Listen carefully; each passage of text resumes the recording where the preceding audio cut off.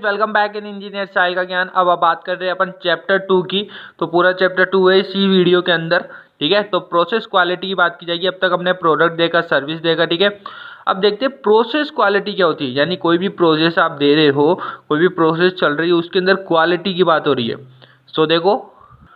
सो process से देखो, it refers to the degree to which all acceptable process including measurements and criteria for the quality has been implemented and adhered to in order to produce artifact। कुल मिला के यही बात है कि process करते हैं यहाँ पर मेजरमेंट से, और क्राइटेरिया है क्वालिटी का एक तरह से। यानी कि जो भी आप मेजरमेंट कर रहे हो या जो क्राइटेरिया आपने बनाया है उसमें क्वालिटी होनी चाहिए।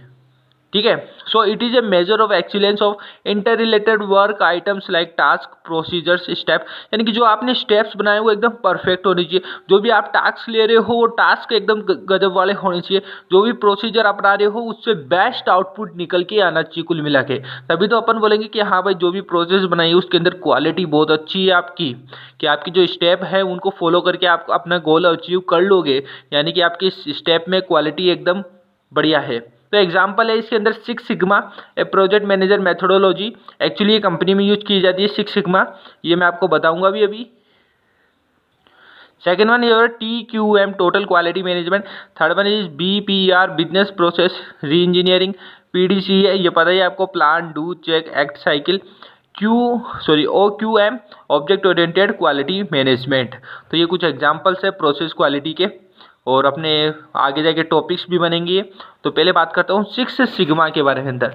सो it is a business process that guides companies to produce high quality products, reduce cost and improve efficiency.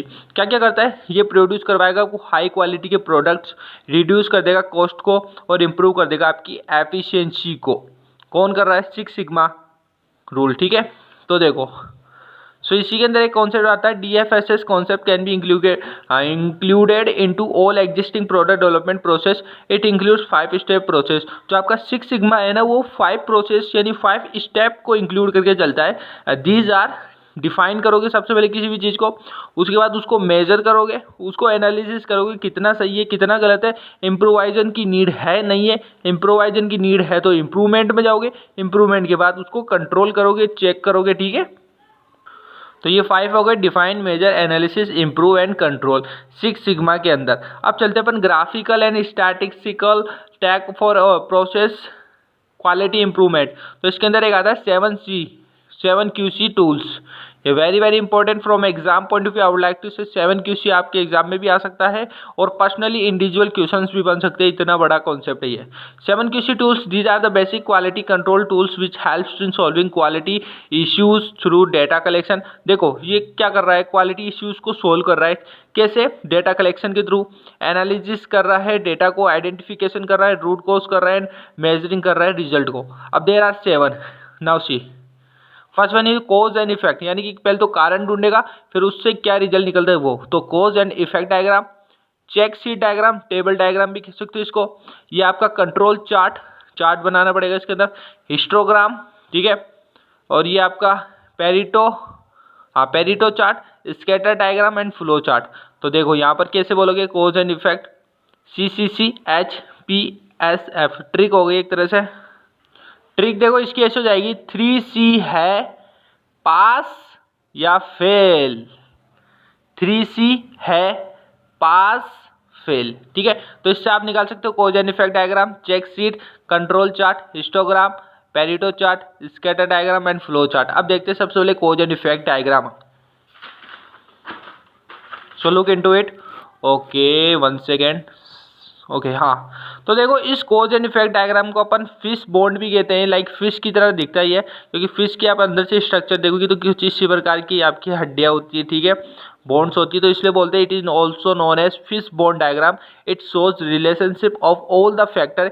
यानी कि ये रिलेशनशिप बताता है किसके बीच में, कोजेस के बीच में। ठीक है, that leads to the given situation. यानी कि जो अंत में जाके क्या लीड करता है, इफेक्ट को लीड करता है। It identifies the major causes and break in down into the sub causes. ये भी बताता हूँ मैं आपको। लाइक यहाँ पे देखिए मटेरियल है और ये मेथड है। ठीक है, यहाँ पे एक कोज आ रहा है आपका।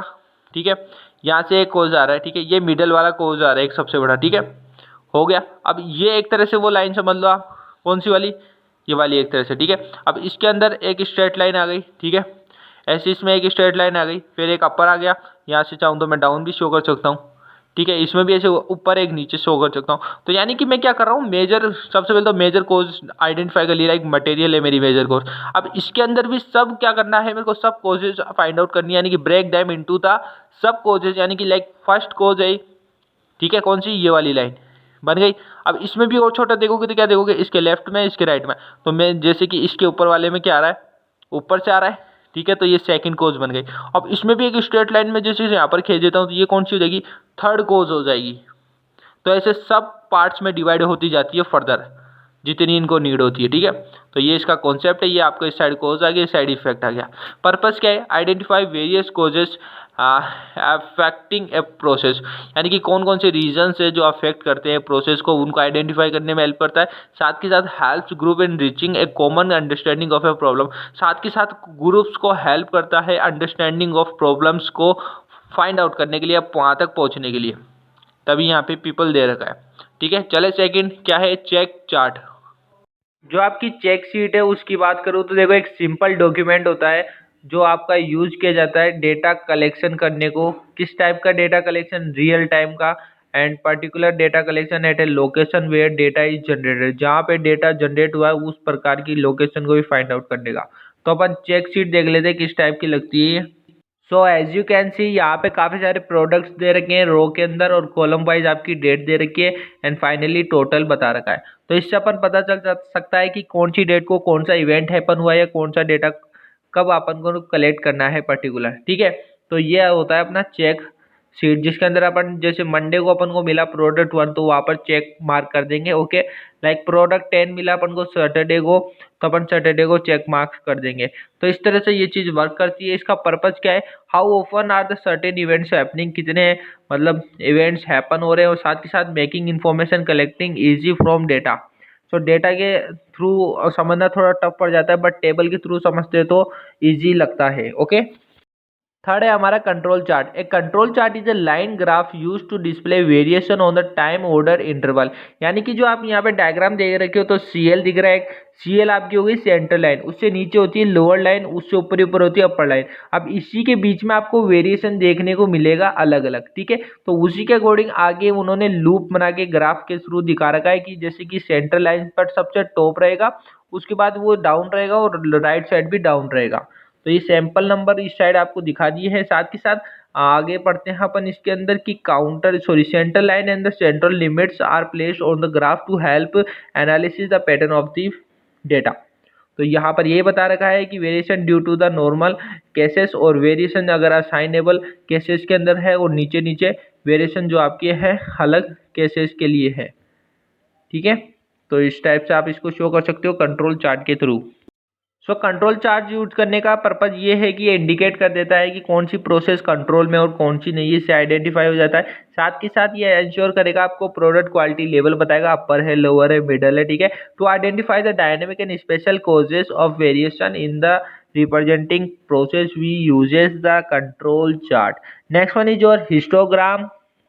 हिस्टोग्राम आप ऐसे समझ सकते हो, लाइक ए फ्रीक्वेंसी अपन को मेजर करवानी है, तो फ्रीक्वेंसी को हाइट ऑफ बार्स के थ्रू मेजर किया है, जैसे कि आप चार्ट में भी देख पा रहे हो नीचे, जैसे 2 पर है, 6 पर है, देन 4 पे है, देन आपका 10 पे है, देन 8 पे, ठीक है। तो histogram display the variation within the process, also called the frequency distribution, because the frequency of occurrence of any given value is represented by the height of bars, जैसा कि मैंने आपको अभी भी बताया। सो यहाँ पर आप देख सकते हो, to show the frequency distribution of set of the measurement we uses histogram, allow one to quickly visualize and what's going on within a large amount of data. तो इस तरह से अपन मतलब बार्स, हाइट ऑफ बार्स के through show करेंगे तो ज़्यादा अच्छे तरीके से हमें विजुअल देखने को मिलेंगे, जब अपना अमाउंट ऑफ डेटा लार्ज होता है उस केस के अंदर। Next is Pareto chart. Pareto chart helps to prioritize action by arranging element in descending order.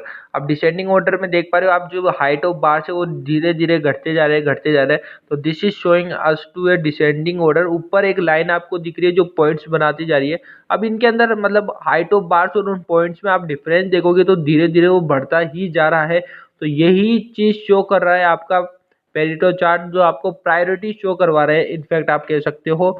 ठीक है। तो इसके अंदर एक तो सिग्निफिकेंट व्यू आ गया, फ्यू, एंड इनसिग्निफिकेंट आ गया आपका मेनी। सो बेसिकली अपन देखें तो चल क्या रहा है यहाँ पर, ये सिग्निफिकेंट और इनसिग्निफिकेंट दो पार्ट में डिवाइड करने में यानी सेपरेट करने में हेल्प कर रहा है, साथ के साथ यहाँ पर सॉर्ट आउट कर रहा है vital view from the trivial many से। अब 6 नंबर है अपना स्कैटर डायग्राम। स्कैटर डायग्राम कुछ भी नहीं है, एक टूल है जिसके थ्रू आप दो वेरिएबल के बीच में जो भी पॉसिबल रिलेशनशिप है वो फाइंड आउट कर सकते हैं। सो मैं आपको 3 डायग्राम दिखाता हूँ, ए, बी और सी। ए के अंदर देखोगे सारे जो पार्टिकल्स है वो इधर उधर फैले हुए हैं, तो कोई को रिलेशन देखने को नहीं मिल रहा पार्टिकल्स के बीच में। डायग्राम बी में देखोगे तो हाँ कुछ कुछ एक साइड में जाने की कोशिश कर रहे हैं, और अपन सी में देखते तो एग्जैक्ट एक लाइन को फॉलो करते हुए सारे जा रहे हैं, तो उस चीज को अपन बोलेंगे स्ट्रॉन्ग को रिलेशन। ठीक है, बी वाले को बोलते हैं पॉजिटिव को रिलेशन, और ए वाले को बोलेंगे रैंडम स्कैटर्ड पॉइंट। और एक और डायग्राम है जिसमें स्लोप डाउन की ओर आ रहा है, उसको नेगेटिव फॉर्म में बोला जाता है। ठीक है, और नॉन लीनियर भी कह सकते हो उसको। तो ये डायग्राम रेफर करता है आपका clear whether a relationship exist और नॉट। ठीक है, साथ के साथ स्ट्रेंथ मतलब आपका जो रिलेशनशिप है कैसा है, पॉसिबल है, स्ट्रॉन्ग है, वीक है। ठीक है, if data points are scattered very close to a trend it shows the strong relationship, otherwise it is a weak relationship. Okay, अब फ्लो चार्ट है। फ्लो चार्ट तो आपको बताइए, जो स्टेप बाय स्टेप आपको सारे सीक्वेंस बताता है किसी भी एल्गोरिथम या किसी भी चीज़ को करने के लिए। इसके अंदर जैसे शेप ऑफ बॉक्स देखने को मिलते हैं, रोम्बस देखने को मिलता है। ठीक है, तो अपन डायग्राम के थ्रू समझते हैं इसको। तो यहाँ पे आप देख पा रहे हैं डायग्राम आपने मतलब फर्स्ट सेमेस्टर में देख लिया होगा, तो वही डायग्राम यहाँ पे शो करता है फ्लो, और it gives the visual representation of process. किसी भी प्रोसेस का विजुअल रिप्रेजेंटेशन शो करता है फ्लो चार्ट आपका। आइडेंटिफाई करता है स्टेप्स को, लाइक इफ यस ये होगा तो क्या होगा, नो होगा तो ये होगा, दैट्स ऑल। ठीक है, ओके। अब अपन आगे बढ़ते हैं वीडियो में।